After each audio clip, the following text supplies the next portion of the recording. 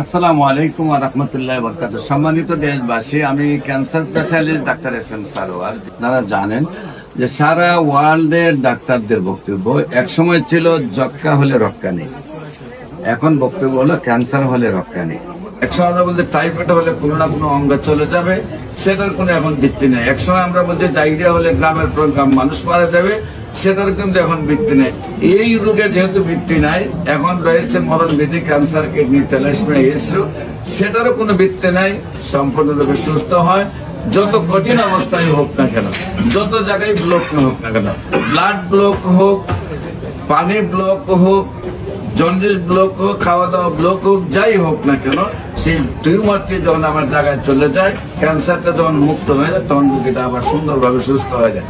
আর যেসব চিকিৎসকরা মারা যে রোগীটাকে আর চিকিৎসা করে সুস্থ করা সম্ভব না, আপনারা সহ আমরা সহযোদ্ধা হিসেবে কাজ করবো। আসুন, ইনশাআল্লাহ সেই সব রোগীগুলো সুস্থ হবে। সারা ওয়ার্ল্ডের কোন ডাক্তারের 50টা ক্যান্সার রোগী সুস্থ হওয়ার কোন ডকুমেন্ট নাই।